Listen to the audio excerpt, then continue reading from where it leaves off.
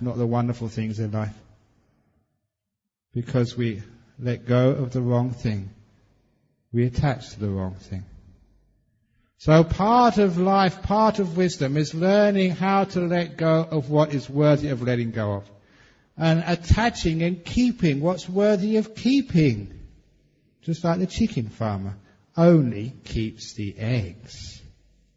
When you know what that really means, you know when I talk about letting go, it's not letting go of everything. Sometimes people in places like Australia, in Western countries, come up to me and challenge me. They said, Ajahn Brahm, you're a monk. I said, yeah, I'm a monk. He said, you should let go some more. What do you mean? I am letting go. You should let go and wear a suit and go and see a movie and drink and have sex. Let go. Oh my goodness.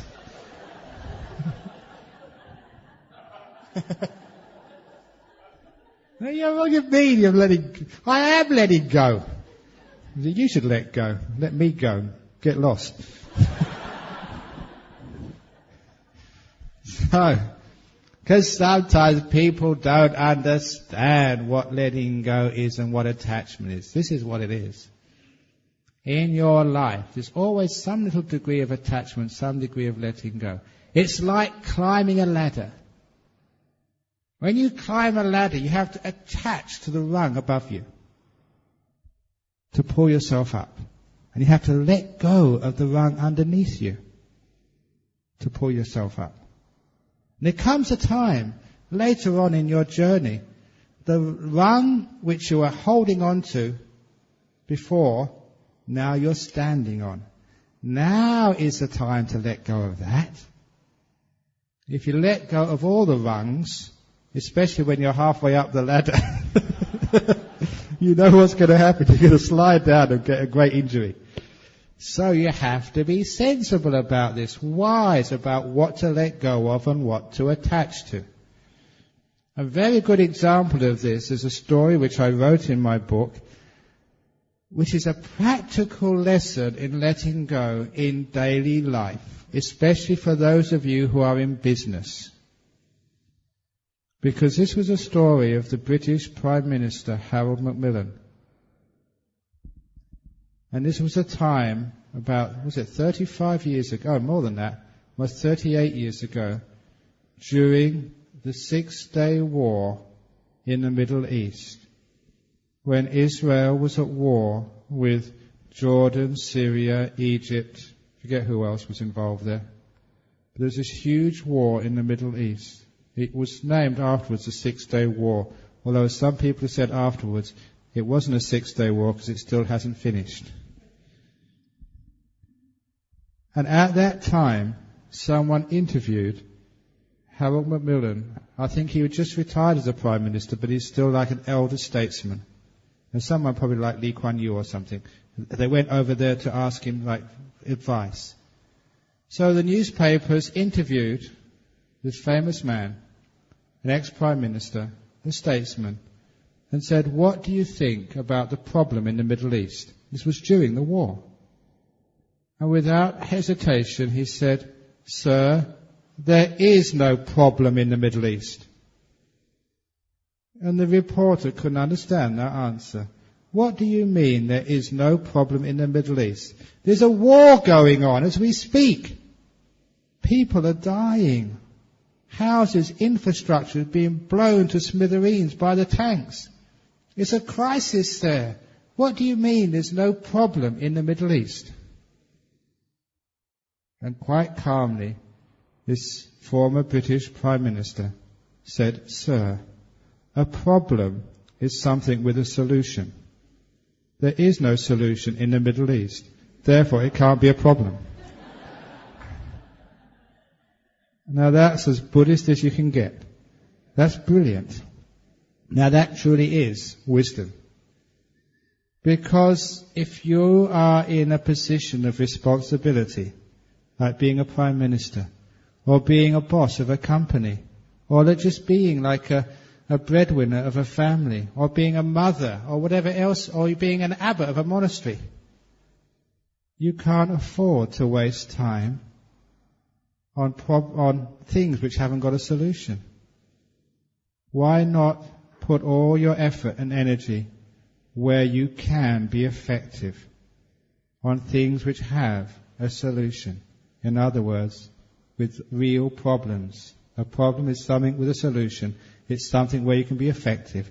So why waste time where you cannot be effective? Basically, if you look at the situation, you can do nothing about it. It is not a problem. Do you understand what we mean there? When there's nothing to do, you do nothing, you let go. When there's something to do, you give it everything you've got. If it's a problem, you really put your effort into making the solution happen. When there's nothing you can do about it, that's when you let go. So that wonderful saying by the Prime Minister was actually telling you how to live your life, how to perform responsibly in this world when you are in positions of authority. Figure out whether there's something you can do. If you can't do it, leave it alone. It's not a problem anymore. Don't even worry about it. Think about it. Because if you're worrying about and thinking about things with no solution, you're not being effective where you really can make a difference. So what does that mean to your daily life? It means if someone has died, is it a problem? Of course it isn't. They're dead. You can't bring them back. So it's not a problem anymore. Is that true? If you got the sack, you've lost your job and there's no way of getting it back again. Is it a problem? It's not a problem because there's no solution. If you've got terminal cancer, is that a problem? It's not a problem because there's no solution. Why worry about things which you cannot change? So here we learn about what letting go is. We learn to let go of things which we can't do nothing about. Unfortunately, the suffering of human beings is not realizing that there's so many things they worry about, they struggle with, are things without solutions. And all they do is get themselves more and more tense, more and more uptight, more and more sick. They create more problems. So here we understand what letting go is. And if we can only learn that lesson, we become far more efficient in life, far more effective, far more successful, far more happy. Look at when somebody says something to you which is really rude and abusive. They've said it already. You can't do anything. It's gone. Talking about chickens, did I tell you about the ceremony to make amends when you said something awful to your wife, the chicken plucking ceremony? Did I tell you that one? Or was that in Singapore? Because once upon a time,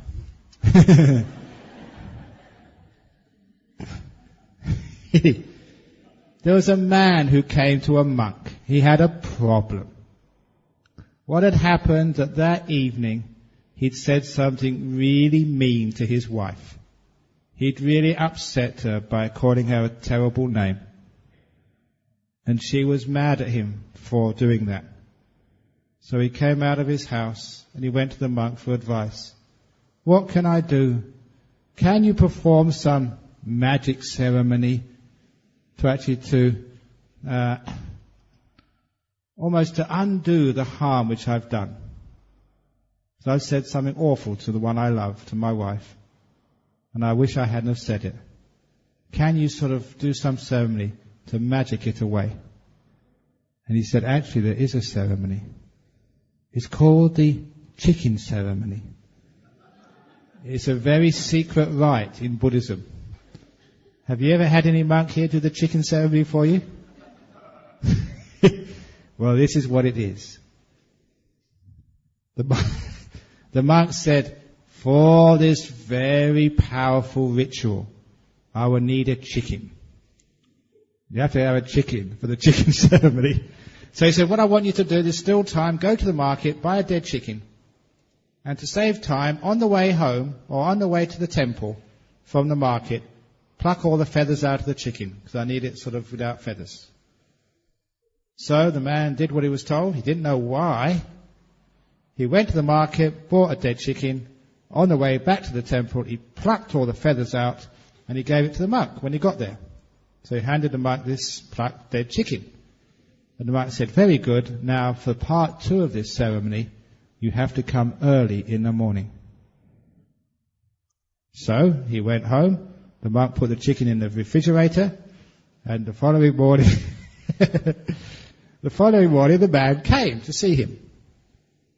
And the monk got the chicken out the refrigerator and said, okay, the way we can actually absolve your bad karma for saying that rotten thing to your wife is this. Now you have to walk back to the market on exactly the same path you came last night. Collect all the feathers and stick them back on the chicken where they came from. He said, I can't do that. I probably won't even be able to find all the feathers, let alone stick them back again. Once they're plucked out of the chicken, they're gone. And the monk said, yes. Once the words come out of your mouth, you can't catch them and put them back again. And that was the meaning of the chicken ceremony, to teach that man that once those words come out of your mouth, you can't put them back again. So, it's much better to make sure they don't come out in the first place. So this is actually why we can learn to actually let go of our anger and don't get upset. Or actually don't say things which upset another person first of all. But actually on the other chicken story, I'm not sure if I told this one about how to deal when someone's angry at you. About going to the market and getting the eggs. Did I tell that here? 2 days ago, okay. About the crazy man. Yeah, okay. So I won't tell that one again. I'll let that one go. But just for those of you who haven't heard the story, just in brief, the Buddha was saying that anyone who gets angry at you is crazy. So why is it that when someone's angry at us, why don't we let it go? If someone calls you an idiot, if someone calls you a dog, if someone calls you, was that camel face, what I said last night? Why do we get angry at them? Why do we get mad? Why do we hate them? There's 2 reasons. First of all, we believe them. If you didn't believe them, would you ever get angry at them? Someone calls you camel face, you say, I'm sorry, you're wrong. I'm not a camel, I'm a monk. So why do we get angry? It's because we don't know who we are. We haven't got that self-confidence. We believe what other people say. And because of that, we've got no self-confidence. We can't let things go. So that's why we're letting it go. They call you a name, you forget about it. The other way, the reason why we get angry is because we keep thinking about it. We don't let go of the memory of the abuse. She called me camel face. She's got no right to call me camel face. Why did she call me camel face? And you've already called yourself camel face 3 more times.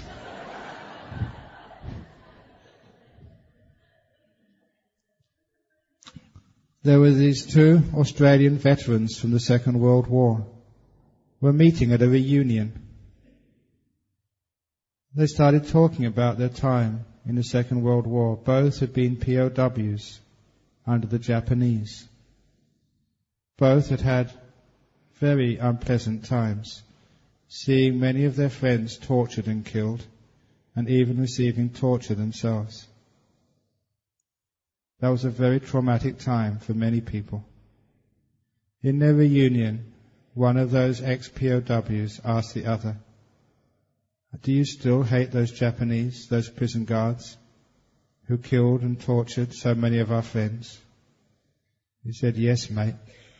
I can never forgive what those people did. What about you? He said, I forgave those guards years ago. That's why I'm no longer in the POW camp. You still are in that camp. Do you understand? Why can't we let go of the abuse? When you don't let go of the abuse, when you don't let it go, you still allow yourself to suffer. You're still in the prison of your past. You still allow whoever abused you to carry on abusing you.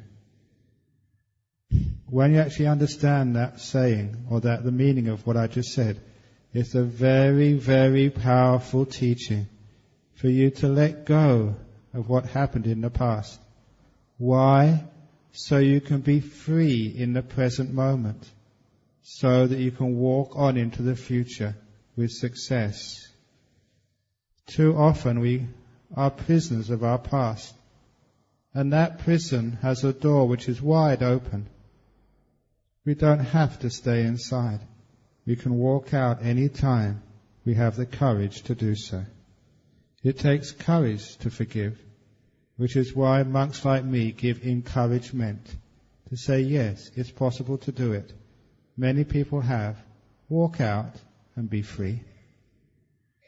And these are letting go of things which are really important to let go of. If we don't let go of these ordinary things in life, how on earth can we be happy? It's in your interest, your family's interest, your loved one's interest, your business interest, your nation's interest, and it's certainly in my interest for you to let go so you don't keep bothering with me with all your complaints and arguments and suffering and stuff like that. I want to be free as well. I want an easy life, so please let go.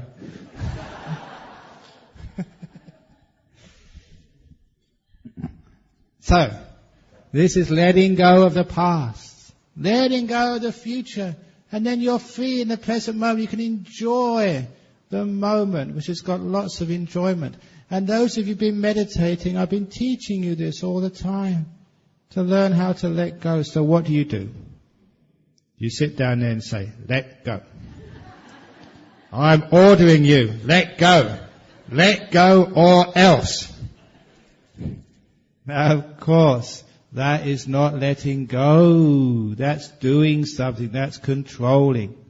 For those of you who have got deep understanding of Buddhism, there is a person, a character, a being in Buddhist cosmology who's pretty equivalent to the Christian idea of a devil. You know that name? Mara, yeah. Mara, the tempter.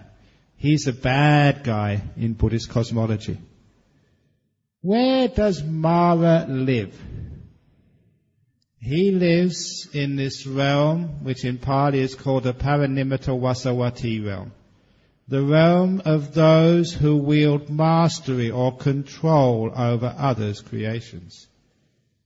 He is a control freak. The control freak in chief. The one who gets off on power or on control. Have you ever heard that saying, power corrupts? Absolute power corrupts absolutely. Control corrupts. He's the opposite of the Buddha, who doesn't control. What's the opposite of controlling? Let go, yeah.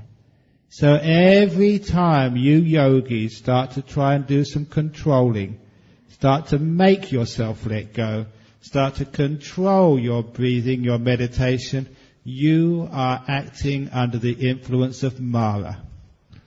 Mara has got you by the neck and is shaking you around all over the place. How do you stop that? In Buddhism, there's many, many examples of this character, Mara, trying to confront the monks, the great arahats, or the Buddha himself. And you know how the Buddha defeated Mara? He didn't attack him. All he would do was say, I know you, Mara. And the Mara would say, the monk knows me, the monk knows me. And would slink away, disappointed, frustrated, depressed. That's all one needed to do to defeat the controller. To know Mara. So when you are meditating and you start to control, know that as Mara has come into your meditation and has stopped you letting go. Here in our meditation we want freedom from letting go. So don't do the letting go. Allow it to happen. This is actually how it works in meditation. You let go, stay